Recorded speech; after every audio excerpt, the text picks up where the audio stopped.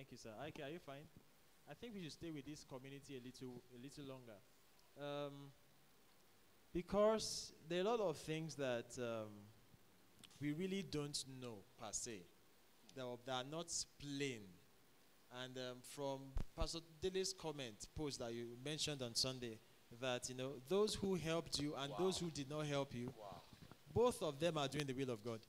Now, the people you talk to, now, what Pastor Paul was trying to tell IK is that, see, you need to really identify the people you talk to, or the people who Warm up. yeah, you warm up to. So let me give an example. Now, I'm going through an issue, and over time, I thought that I've been healed, or I'm healing, and I'm getting better. I am, stronger. I can face some other issues and move forward. Then someone walks in and says some things, and what that person says turns me upside down. In other words, made me realize that I'm not even healed at all. Made me see that I still had a lot of bitterness and hurt inside me. Now, it took me some time to realize that this person's assignment in speaking those words to me at that particular moment was not necessarily about that person. It wasn't about the circumstance. It was about me. Because I realized that God wanted him to make me see that, see, you still have a lot of things inside you. And a lot of things to deal with. Don't think that because it seems as if everything is fine, then everything is fine. So people at times in our community, people whom God has brought to in some form of relationship or the other with us, they will do some things at times, either good or either bad. What is critically important is for us to identify and know that what God's purpose for that person's, coming into your life at that particular moment is more important than the emotion that the action or the inaction of that person, brings up to you. Does anybody have any other question on this community thing? Pastor Dogbe also, okay, Pastor Dogbe. Well, I just wanted to add the comment that the other side of that, yes, sometimes the people who say the wrong thing, do the wrong thing, are actually doing God's work. But as Christians, we should also be careful not to constantly be saying the wrong thing and doing the wrong thing. Even though God is working in the person, you shouldn't be the one. Don't. The instrumental. Thank you very much. And it's also important for us to know that the community is not just about bad things happening or them raising bad emotions.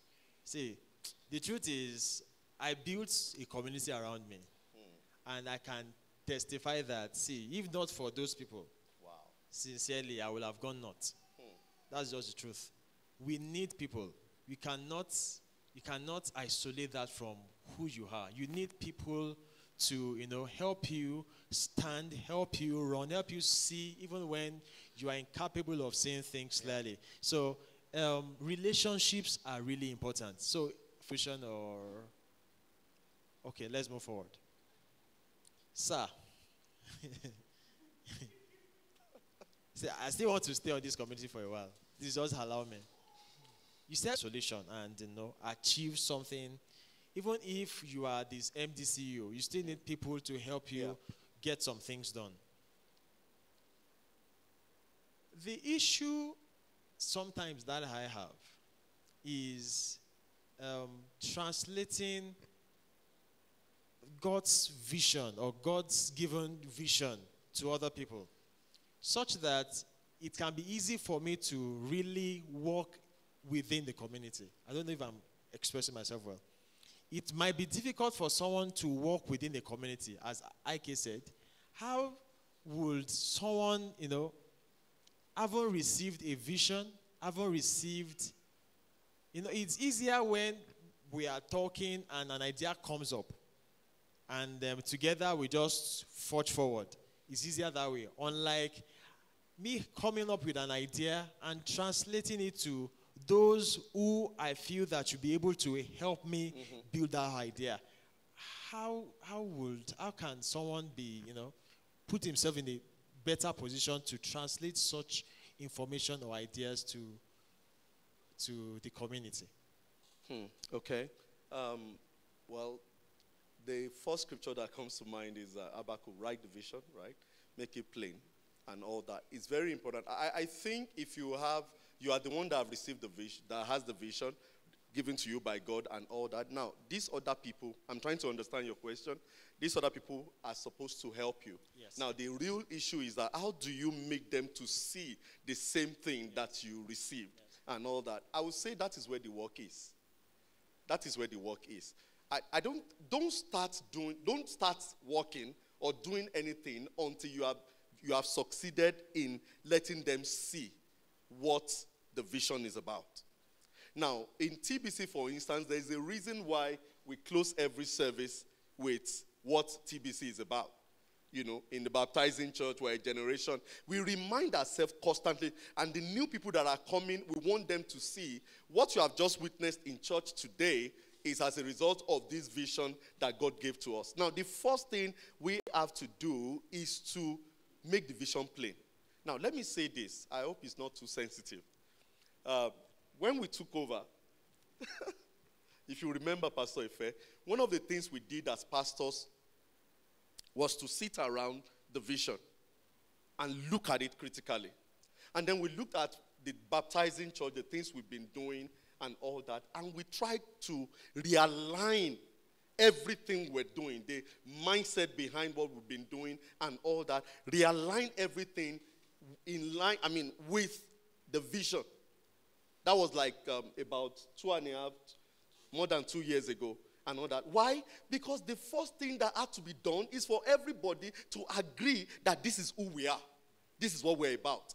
That is when we can now begin to add, okay, we're going to do this, we're going to do this. By the time we are introducing activities and all that, these activities are springing from that vision. They are coming from there. Then you are almost certain that everybody will run, with this, the power of that vision and all that. I will say this, that whether it's a company, whether it's a church, or whatever it is, any group, the first duty you have is to ensure that the people working with you understand what this particular organization is about. Let me tell you how serious this is. So I was telling you about these two guys that their main strength was buying dying companies or companies that are no longer there. They buy this company off. But they said there's something they tried to do. They tried to trace the original owners of the business. That they want to hear how the business started. That the moment they are able to understand how they started the business and all that, whatever addition they are bringing to revive that company, that they realize that it's easier for them to do it. Now, I'm not a business person. I don't know what that means, but that was what they said and all that. That is how important vision is. So if the business had been handed over to about 2-3 people, they bypassed those ones to the original owners. If they were late, they said they would pick up the original documents and study them. And that in doing that, they realize it's easier. It becomes easier for them to revive the company and make it viable one more time. So so that's how important it is. I think the first assignment people have is to ensure your people understand the vision of the organization. It's very, very important because that is where they are going to draw strength from when things are not working the way they should. That is where, so they asked Tim Cook about a particular year that things were bad. He said, even when things were bad, we're still making like $6 billion. That was what he said. He said, but see, we don't focus our attention on the bottom line. Of course, I know they do. I know they do. But what he was trying to say is that he said we consider two things. Have we made a product that they call it product, that solves the problem of the people? The second thing they ask themselves is that are people happy with our product? That once these two things are in place, they are okay. They believe the money will come. They believe the stock will be fine. Will be valuable and things like that. So that is saying Apple goes back from time to time to the vision of the organization. And once what they are doing at the moment, whether or not the environment favors what they are doing, once they satisfy the two conditions, good products and they are satisfying people, they are fine. They were fine. Because they asked him, they said, last year, they were talking about 2017 or thereabout, that last year was really good for Apple and all that. He said, well, we didn't focus our attention on that. We knew that was going to happen. We focus our attention on our product and our people. Once these two conditions are met, we know that everything will be fine. So that is how important vision is. That is how important it is. They were so sure that certain results were going to get certain results because they were in alignment with their vision. Thank you, sir. Let's go briefly to networking.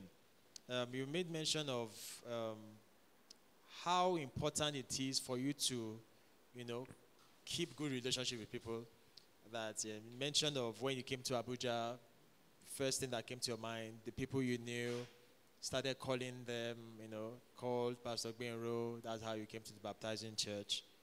And you said something that really struck my attention, that really there is nothing you need that is not among or within the people that you've known before or people that surround you. In other words, if God is not going to come down and, do something directly for you. He's still going to use people. And many a times, he uses people around you. But some of us or some people find themselves in a position whereby, they're expecting someone from somewhere. Helper. Some people say it's my destiny. Destiny helper. Helper, the coin words for those things. And neglecting the people that God has actually placed around them. I look at quite a number of businesses or some people and know how they keep connecting a dot from one person. I need to do this. Who can help me? Someone would just mention, okay, for instance, my brother was around about 3 weeks ago, and they needed someone who does some financial something, forecasting. I just called Benro. I gave him Benro's number. Call Benro. He might know someone. Obviously, he's a resourceful person. Yeah. He knew somebody that could help. In fact, he was telling me that guy is a fantastic guy. Meaning that, really, what you need is around you. If you can place demand on the people that God has put around you, not necessarily sitting down and expecting, as you said, some dollar to drop into your account or something to just happen supernaturally. Although we know that natural things must first be in place before the supernatural. My point is, how do we learn to appreciate the people that God has put around us? How do we know that, what I actually need is in my community? I can't remember who was saying that God told him that everything he needed was in a particular place. Pastor Paul. Okay. That everything he needed was in a particular place. How can we know that house, that job, that skill is perhaps an information away from somebody that you know? Yeah. Pastor Efe, the truth is, when you are facing whatever it is God has committed to your hands, how it's going to work out using the people around you, let God do it. And I'm going to give examples. Now, God can use anybody anywhere, right? But primarily, if you are going to do something, stay with the principles of the word. God will use the people that he has brought around you. Let me trace something quickly. So I left school. I left OAU. I went to Abia State to serve. After service, I came back. I didn't know what to do with my life, after coming back from service. So what did I do? I immediately called my sister, my elder sister. She just got married to someone that was working for MTN, and then they had moved to Asaba. So I was in Asaba for 4 months. Within those 4 months, I was doing ministry, going all over the place. But one day, she kept asking me, "Talk about what do you want to do?" I didn't know what I wanted to do. All my mates were applying for banking jobs and all that, but I knew that wasn't for me. Now, she just mentioned, so one day I said, I was praying that morning, it just occurred to me that why not go and raise money for Youth for Christ? Now, I'd been part of Youth for Christ. I got saved in Youth for Christ. It was a youth organization. So I packed my things. I told my sister. My sister immediately called Look at, I'm tracing the network. My sister called the national director of Youth for Christ. And then I packed my bags. I moved to Akure. That was where the national office was. I started working with them. Immediately I got to Youth for Christ. Bro Ayo, who was the national director, called me and said, TalkBack, we just secured some grants from European Union. They call it MPP6 project. We would like you to be in charge of it. So I joined MPP6. I was going for meetings. From those meetings, they were sending me for trainings. Those trainings, report writing trainings, accounting, this one training, that one training. I kept receiving those trainings. I didn't know what was going to happen at the end of the day. 2006, 2007, I left Youth for Christ, right? I left Youth for Christ for Ibadan to do my master's. Before I finished my master's, I applied for a particular job, and it clicked after some time. That was what brought me to Abuja. When I got to Abuja, I started doing it. I located some of my friends and all that. I told them what I was doing and all. Remember that 2010, I said, I want to be a consultant. In retrospect, I realized that thought didn't just come because I believe the